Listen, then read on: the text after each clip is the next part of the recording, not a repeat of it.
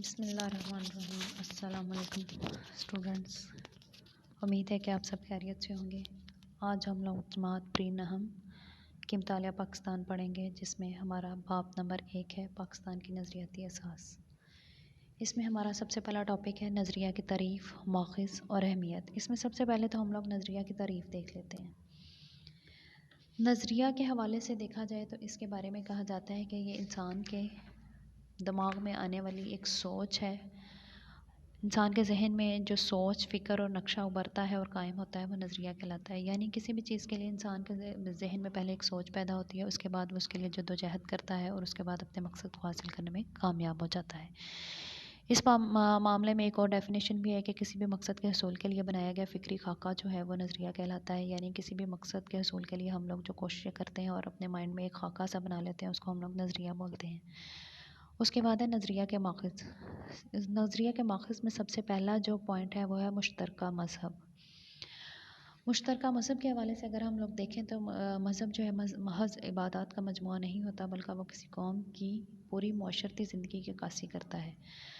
یعنی اگر ہم برصغیر کے حوالے سے دیکھیں تو برصغیر میں رہنے والے لوگ جو تھے، وہاں پر ہندوؤں نے اپنی ایک تحریک چلانا شروع کر دی تھی، جس کا مقصد تھا کہ وہ ہندوازم کی اشاعت کریں اور مسلمانوں کو نیچا دکھائیں۔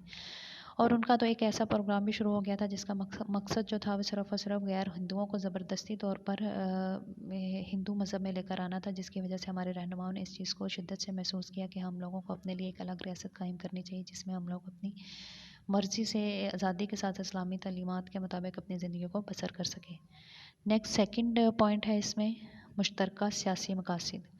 سیاسی مقاصد کی بدولت دنیا کی کئی اقوام نے اپنی زندگی آزادی کی جدوجہد کی ہے، لیکن انگریزوں کی آمد سے ہی برصغیر میں جمہوریت کا تصور ابھرا تھا۔ لیکن اگر اس وقت برصغیر میں جمہوریت کے ذریعے حکومت کی قائم کی جاتی تو ہندو بہت زیادہ اکثریت میں تھے، مسلمان اقلیت میں تھے، اس لیے مسلمانوں کا حصہ حکومت میں بہت زیادہ تھوڑا ہونا تھا، جس کی وجہ سے ہندو مسلمانوں پر جو مسلط ہونے میں کامیاب ہو جاتے۔ اس لیے ہمارے اس وقت کے رہنماؤں نے اس چیز کو محسوس کیا کہ ہم لوگ اقلیت میں ہونے کی وجہ سے حکومت میں زیادہ حصہ حاصل نہیں کر سکتے، لیکن ہم لوگ اپنے الگ نمائندگی کے لیے، اپنی الگ ریاست کے لیے کوشش کر سکتے ہیں، تاکہ ہم لوگ اپنے الگ وطن میں اپنے طریقے سے اپنی زندگیوں کو گزار سکیں۔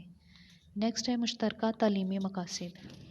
تعلیمی مقاصد بھی کسی قوم کا نظریہ کے ماخذ ہوتے ہیں، لیکن انگریزوں نے برصغیر پر قبضے کے بعد سب سے پہلے جو نظام تعلیم متعارف کروایا، اس میں انگریزی زبان کو مرکزی حیثیت حاصل تھی، جس کا اس وقت کے مسلم علماء نے بہت زیادہ جس کی مخالفت کی، کیونکہ ان کو لگتا تھا کہ اگر ہم لوگ انگریزی زبان میں تعلیم حاصل کریں گے تو ہم لوگ اپنے مذہب سے بہت زیادہ دور ہو جائیں گے۔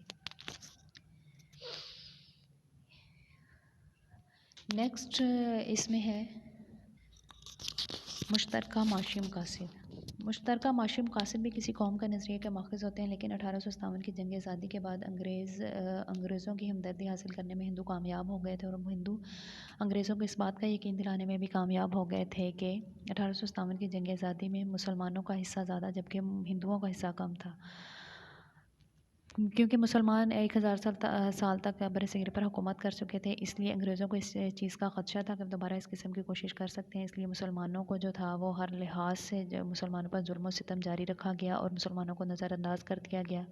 مسلمانوں کے لیے کاروبار اور تجارت کے مواقع ختم کر دیے گئے، لیکن اتنی زیادہ سختیوں اور مشکلوں کے باوجود بھی مسلمانوں نے اپنے نظریوں کو نہیں چھوڑا۔ نیکسٹ ہے اس میں مشترکہ ثقافتی مقاصد۔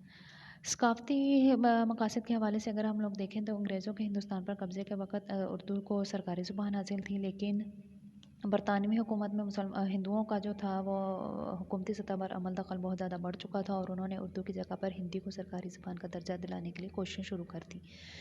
کیونکہ اردو عربی رسم الخط میں لکھی جاتی تھی، اس لیے اسلام اور مسلمانوں کے بہت زیادہ قریب تصور کی جا رہی تھی، لیکن ہندی جو تھی وہ دیوناگری زبان وہ رسم الخط میں لکھی جاتی تھی، اس لیے وہ ہندوؤں کے بہت زیادہ قریب تھی، لہٰذا ہندوؤں نے اردو کی جگہ سرکاری زبان کا درجہ ہندی کو دینے کا مطالبہ کر لیا۔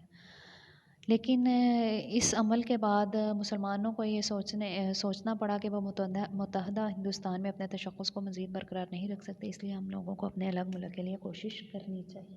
نیکسٹ اس میں ہے نظریہ کی اہمیت. نظریہ کی اہمیت کے حوالے سے اگر ہم لوگ دیکھیں تو ہمارا تعلق کسی بھی شعبے سے ہے تو نظریے کی ہماری زندگی میں بہت زیادہ اہمیت ہے. نظریے کے بغیر ہم لوگ اپنی زندگی میں کامیابی حاصل نہیں کر سکتے، کیونکہ جب تک ہمارے ذہن میں کوئی سوچ نہیں آئے گی اس کے لیے ہم جدوجہد نہیں کریں گے تو اپنے مقصد کو حاصل کرنے میں کامیاب نہیں ہو سکتے.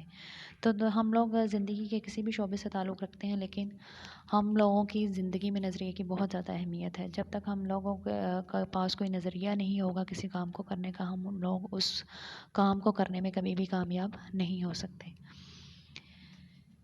یہی تھا آج کا ہمارا ٹاپک. اس کو آپ نے اچھے طریقے سے لرن کرنا ہے، یاد کرنا ہے. اپنا خیال رکھیے گا. اوکے، اللہ حافظ.